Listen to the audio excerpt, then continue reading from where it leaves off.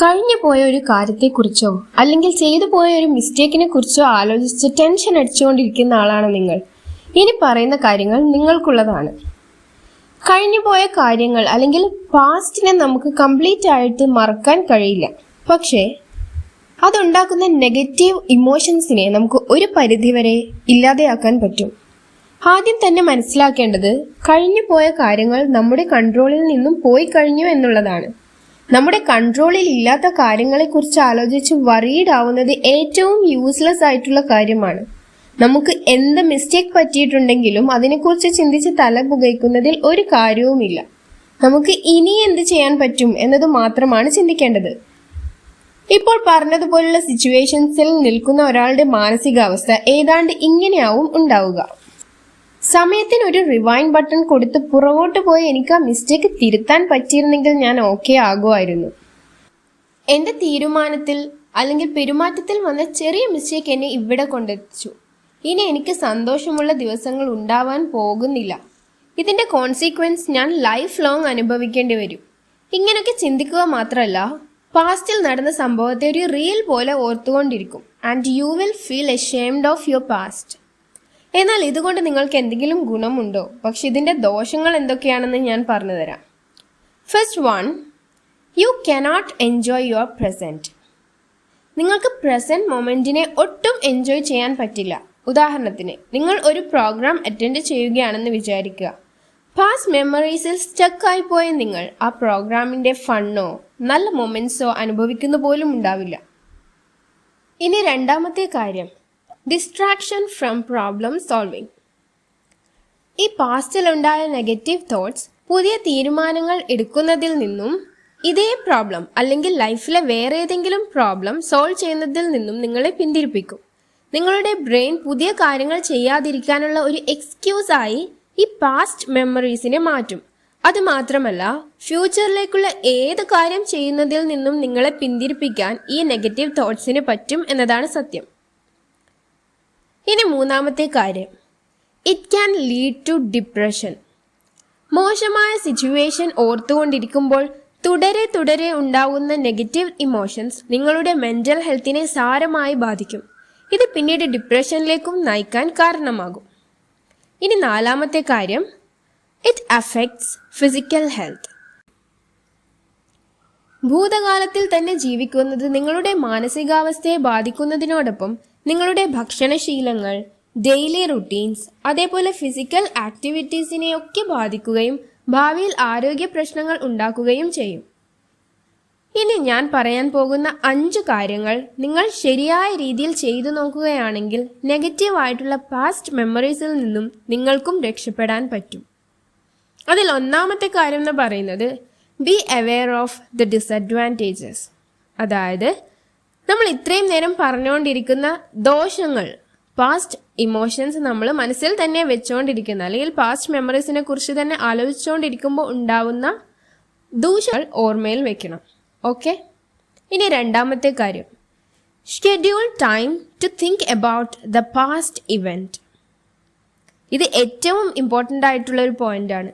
നമ്മുടെ ബ്രെയിനിന് ഒരു പ്രത്യേകതയുണ്ട്. എന്താണോ നമ്മൾ മറക്കാൻ ശ്രമിക്കുന്നത് അത് തന്നെ കൂടുതലായി ഓർത്തുകൊണ്ടിരിക്കും.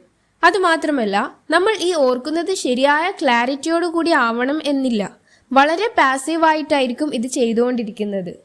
ഉദാഹരണത്തിന്, പാസ്റ്റിൽ കഴിഞ്ഞു പോയ മീറ്റിങ്ങിൽ നിങ്ങൾ ചില കാര്യങ്ങൾ പറഞ്ഞു, പിന്നീട് അത് ഓർത്ത് റിഗ്രറ്റ് ചെയ്തുകൊണ്ടിരിക്കുന്നു എന്ന് വിചാരിക്കുക. ഈ അവസരത്തിൽ ചുറ്റുമുള്ളവർ നിങ്ങളോട് യഥാർത്ഥത്തിൽ റിയാക്ട് ചെയ്തതിനേക്കാളും എത്രയോ നെഗറ്റീവായിട്ടായിരിക്കും നിങ്ങൾ ചിന്തിക്കുന്നത്. ശരിക്കും നിങ്ങൾ ജഡ്ജ് ചെയ്യപ്പെട്ടതിനേക്കാളും വളരെ നെഗറ്റീവായിട്ടായിരിക്കും നിങ്ങൾ ആലോചിക്കുന്നത്. ഈ 2 കാരണങ്ങൾ കൊണ്ട് നിങ്ങളുടെ പാസ്റ്റ് ഇവൻറ്റിനെ കുറിച്ച് തിങ്ക് ചെയ്യാൻ വേണ്ടിയിട്ട് നിങ്ങൾ ഒരു ടൈം ഷെഡ്യൂൾ ചെയ്യുക എന്നുള്ളതാണ്. സോ അതിന് നിങ്ങൾ 10-15 മിനിറ്റ് ഷെഡ്യൂൾ ചെയ്യുക. ആദ്യമൊക്കെ ഇത് നിങ്ങൾക്ക് വളരെ ബുദ്ധിമുട്ടായി തോന്നാം. കാരണം മറക്കണം എന്ന് ചിന്തിക്കുന്ന കാര്യത്തെയാണ് നിങ്ങൾ ഓർത്തെടുക്കുന്നത് എന്നോർക്കുക. ഇങ്ങനെ നിങ്ങൾ ചെയ്തു കഴിഞ്ഞു. സമയം കഴിഞ്ഞാൽ പിന്നെ വേറെന്തെങ്കിലും ചെയ്യുന്നതിലേക്ക് ശ്രദ്ധ തിരിക്കുക. ഇത് നിങ്ങൾക്ക് കുറച്ച് സമയത്തിന് ശേഷം റിപ്പീറ്റ് ചെയ്യാവുന്നതാണ്. എന്നാൽ ഷെഡ്യൂൾ ചെയ്ത സമയം കഴിഞ്ഞാൽ അതിനെക്കുറിച്ച് തന്നെ ഓർക്കാൻ പാടില്ല. ഇങ്ങനെ ചെയ്യുന്നതിലൂടെ നിങ്ങൾ നിങ്ങളെ തന്നെ ജഡ്ജ് ചെയ്യുന്നത് ഒഴിവാക്കാനും പറ്റും. ആ ഒരു ഇൻസിഡൻറ്റ് കുറച്ചുകൂടി ക്ലാരിറ്റിയോടുകൂടി നിങ്ങൾക്ക് മനസ്സിലാക്കാനും അതുവഴി ബ്രെയിനിൽ ഉണ്ടായിക്കൊണ്ടിരിക്കുന്ന ക്ലാരിറ്റി ഇല്ലാത്ത റിപ്പീറ്റഡ് ആയിട്ടുള്ള മെമ്മറീസിനെ ഒഴിവാക്കാനും പറ്റും. ഇനി ഞാൻ പറയാൻ പോകുന്നത് മൂന്നാമത്തെ പോയിന്റാണ്, ജേർണൽ ഇറ്റ്. നേരത്തെ പറഞ്ഞ കാര്യവുമായി സിമിലർ ആയിട്ടുള്ള കാര്യമാണിത്. കഴിഞ്ഞു പോയ ഇൻസിഡൻറ്റിനെ കുറിച്ചും നിങ്ങളുടെ പ്രസന്റ് ഇമോഷനെ കുറിച്ചും നിങ്ങൾക്കൊരു പുസ്തകത്തിൽ എഴുതാം. ഇത് നിങ്ങളുടെ നെഗറ്റീവ് ഇമോഷൻസിനെ മനസ്സിലാക്കുകയും അതിലൂടെ കടന്നു പോകാൻ സഹായിക്കുകയും ചെയ്യുന്നതിനോടൊപ്പം പ്രോബ്ലംസിന്റെ സൊല്യൂഷൻ കണ്ടെത്താൻ വഴികൾ തുറന്നു തരികയും ചെയ്യും. ഇതിനായി നിങ്ങൾക്ക് ഒരു 30 മിനിറ്റൊക്കെ ചിലവഴിക്കാം. ഏത് പ്രശ്നത്തിനും പരിഹാരം കണ്ടെത്താൻ ഏറ്റവും നല്ല മാർഗമാണ് ജേർണലിംഗ്. ഇനി നാലാമത്തെ കാര്യം, focus on lessons you learned. ഏറ്റവും നല്ല പാഠങ്ങൾ പഠിക്കുന്നതും മെൻ്റലി നമ്മൾ സ്ട്രോങ് ആവുന്നതും ടഫസ്റ്റ് ആയിട്ടുള്ള സിറ്റുവേഷൻസിലൂടെ കടന്നു പോകുമ്പോഴാണ്. സോ നിങ്ങൾ ഒരു ടഫ് സിറ്റുവേഷനിലൂടെ കടന്നു പോകുമ്പോൾ നിങ്ങൾക്ക് കിട്ടുന്ന ഒരുപാട് പാഠങ്ങളുണ്ട്. നിങ്ങൾക്ക് അതിന് കൂടുതൽ ഫോക്കസ് കൊടുക്കാം. ഇൻ കേസ് നിങ്ങൾ ജേർണലിംഗ് ചെയ്യുകയാണെങ്കിൽ കൂടി നിങ്ങൾ എന്തൊക്കെ ലെസൺസ് ഉൾക്കൊണ്ടു എന്നുള്ളത് നിങ്ങൾക്ക് എഴുതാം. ഒരു മോശം സന്ദർഭം നിങ്ങൾക്ക് തരുന്ന സമ്മാനമാണ് നിങ്ങൾക്ക് അതിലൂടെ ലഭിക്കുന്ന പാഠങ്ങൾ. അതിൽ ഫോക്കസ് കൊടുക്കുന്നത് വഴി ഒരു മോശം കാര്യത്തെ ഒരു പരിധിവരെ നിങ്ങൾക്ക് പോസിറ്റീവായിട്ട് കാണാൻ പറ്റും. ഓരോ മോശം സന്ദർഭങ്ങളിൽ കൂടി കടന്നു പോകും തോറും നിങ്ങൾ കൂടുതൽ സ്ട്രോങ് ആയി മാറുകയാണ് എന്ന് മനസ്സിലാക്കുക. ഇനി അഞ്ചാമത്തെ കാര്യം, look at the situation differently. സിറ്റുവേഷൻസിനെ നോക്കിക്കാണുന്ന രീതി മാറ്റി നോക്കാവുന്നതാണ്. ഫോർ എക്സാമ്പിൾ, നിങ്ങൾ ഒരു ആൾക്കൂട്ടത്തിൽ വെച്ച് ഒരു അഭിപ്രായം പറയുകയും എന്നാൽ അത് സ്ലൈറ്റ്ലി റോങ് ആയി പോവുകയും അത് ആളുകൾക്കിടയിൽ ഇഗ്നോർ ചെയ്യപ്പെടുകയും ചെയ്തു എന്ന് വിചാരിക്കുക. തൻ്റെ അഭിപ്രായം ഇഗ്നോർ ചെയ്യപ്പെട്ടതിന് ഇൻസൾട്ടഡ് ആയി ഫീൽ ചെയ്യുന്നതിനു പകരം അറ്റ്ലീസ്റ്റ് എൻ്റെ അഭിപ്രായം പ്രകടിപ്പിക്കാനും അല്ലെങ്കിൽ ഓപ്പൺ അപ്പ് ആവാനും കമ്മ്യൂണിക്കേറ്റ് ചെയ്യാനും എനിക്ക് പറ്റി എന്നും ബാക്കിയുള്ള ആളുകളുടെ റിയാക്ഷൻ തൻ്റെ കൺട്രോളിൽ ഉള്ള കാര്യം അല്ലെന്നും ചിന്തിക്കാവുന്നതാണ്. സോ ഈ 5 ഇഫക്റ്റീവ് മെത്തേഡ്സ് നിങ്ങൾ ചെയ്തു നോക്കുകയാണെങ്കിൽ തീർച്ചയായും പാസ്റ്റ് മെമ്മറീസിന്റെ നെഗറ്റീവ് ഇമോഷൻസിനെ ഓവർകം ചെയ്യാൻ പറ്റും. ഏറ്റവും അവസാനമായ ഒരു കാര്യം കൂടി ഓർമ്മിപ്പിക്കുകയാണ്.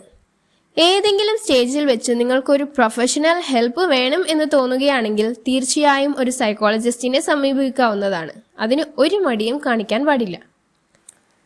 ഈ വീഡിയോ നിങ്ങൾക്ക് തീർച്ചയായും ഉപകാരപ്രദമായി എന്ന് വിചാരിക്കുന്നു. സോ എന്തെങ്കിലും നിങ്ങൾക്ക് പറയാനുണ്ടെങ്കിൽ നിങ്ങൾക്കത് കമൻറ്റ് ബോക്സിൽ രേഖപ്പെടുത്താവുന്നതാണ്. Thank you so much.